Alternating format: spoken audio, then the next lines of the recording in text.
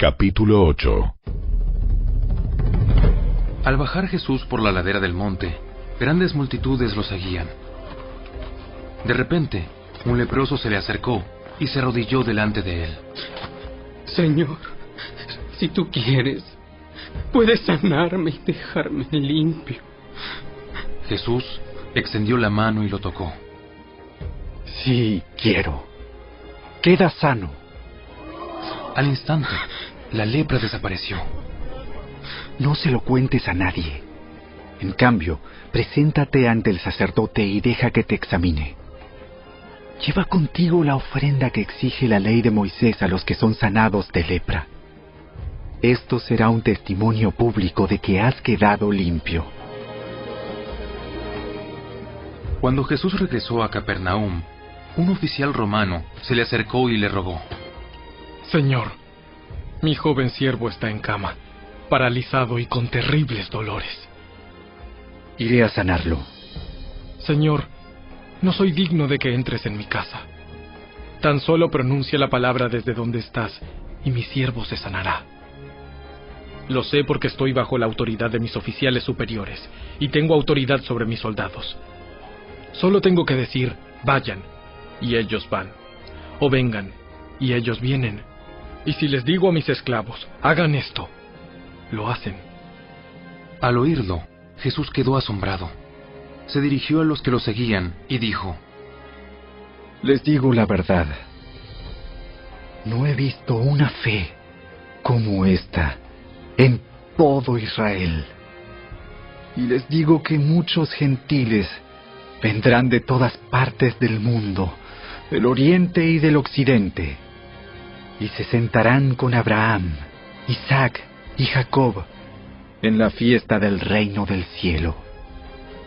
Pero muchos israelitas, para quienes se preparó el reino, serán arrojados a la oscuridad de afuera, donde habrá llanto y rechinar de dientes. Entonces Jesús le dijo al oficial romano: Vuelve a tu casa. Debido a que creíste, ha sucedido. Y el joven siervo quedó sano en esa misma hora.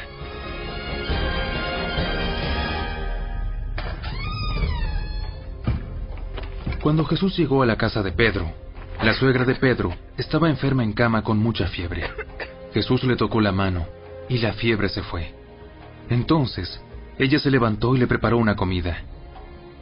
Aquella noche, le llevaron a Jesús muchos endemoniados.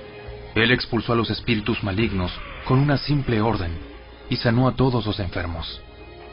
Así se cumplió la palabra del Señor por medio del profeta Isaías, quien dijo: Se llevó nuestras enfermedades y quitó nuestras dolencias. Cuando Jesús vio a la multitud que lo rodeaba, dio instrucciones a sus discípulos de que cruzaran al otro lado del lago. Entonces, uno de los maestros de la ley religiosa le dijo: Maestro, te seguiré a donde quiera que vayas. Los zorros tienen cuevas donde vivir, y los pájaros tienen nidos. Pero el Hijo del Hombre no tiene ni siquiera un lugar donde recostar la cabeza.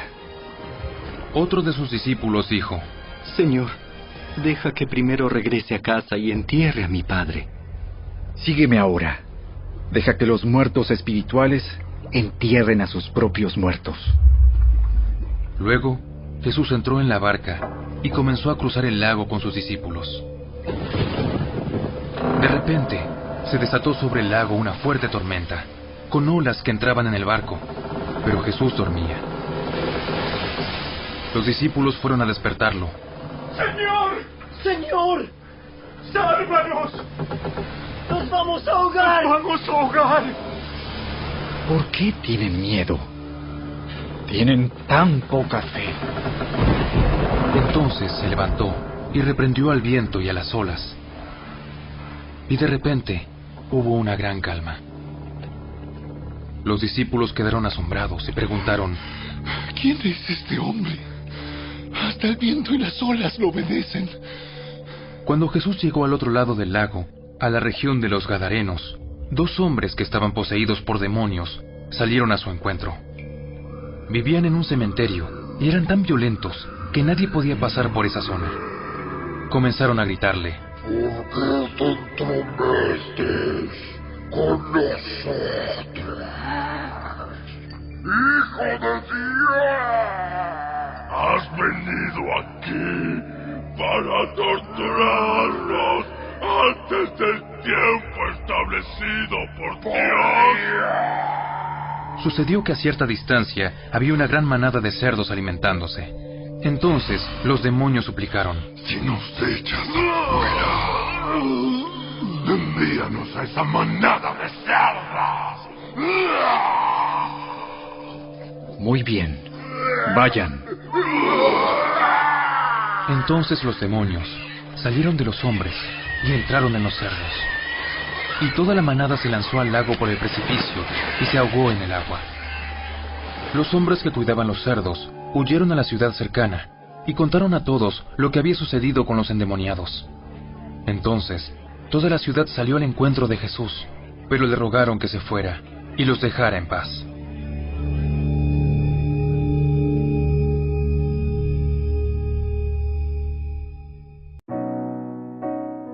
Audioescuelasabática.com. Jueves 6 de mayo. El Israel espiritual. Independientemente de los errores y los defectos del antiguo Israel, el Señor no había acabado con el plan de crear un pueblo fiel para que lo sirviera. De hecho, en el Antiguo Testamento se esperaba con ansias el momento en que el Señor crearía un Israel espiritual, un cuerpo de creyentes fieles, judíos y gentiles, que continuarían la obra de predicar el Evangelio al mundo. Escucha Gálatas capítulo 3, versos 26 al 29. Pues todos sois hijos de Dios por la fe en Cristo Jesús, porque todos los que habéis sido bautizados en Cristo, de Cristo estáis revestidos. Ya no hay judío ni griego, no hay esclavo ni libre, no hay varón ni mujer, porque todos vosotros sois uno en Cristo Jesús. Y si vosotros sois de Cristo, ciertamente linaje de Abraham sois, y herederos según la promesa. 1. ¿De qué promesa habla Pablo en el versículo 29? 2. ¿Cuál es el elemento clave que convierte a una persona en heredera de estas promesas? Versículo 26. 3. ¿Por qué Pablo acaba con las distinciones de género, nacionalidad y estatus social? 4. ¿Qué significa ser uno en Cristo? 5. Escucha Romanos capítulo 4, versos 16 y 17. ¿Cómo nos ayudan estos versículos a comprender lo que dice Pablo en Gálatas capítulo 3, versos 26 al 29? Romanos capítulo 4, versos 16 y 17. Por lo tanto es por fe, para que sea por gracia, a fin de que la promesa sea firme para toda su descendencia, no solamente para la que es de la ley, sino también para la que es de la fe de Abraham, el cual es Padre de todos nosotros. Como está escrito, te he puesto por padre de muchas gentes, delante de Dios a quien creyó, el cual da vida a los muertos y llama las cosas que no son como si fuesen. Como hijo de Abraham, Cristo llegó a ser en un sentido especial heredero de las promesas del pacto. Mediante el bautismo recibimos consanguineidad con Cristo y por medio de él adquirimos el derecho a participar en las promesas hechas a Abraham. Por lo tanto, todo lo que Dios prometió a Abraham se encuentra en Cristo, y las promesas llegan a ser nuestras no por nacionalidad, raza o género, sino por la gracia que Dios nos concede mediante la fe. La dádiva prometida a Abraham y a su simiente incluía no solo la tierra de Canaán, sino toda la tierra. Así dice el apóstol: no por la ley fue dada a Abraham o a su descendencia la promesa de que sería heredero del mundo, sino por la justicia de la fe. Romanos capítulo 4, verso 13. Y la Biblia enseña claramente que las promesas hechas a Abraham han de ser cumplidas a través de Cristo. Los creyentes llegan a ser herederos según la promesa, herederos de la herencia incorruptible, incontaminada e inmarcesible, herederos de la tierra libre de la maldición del pecado. Patriarcas y Profetas, página 167.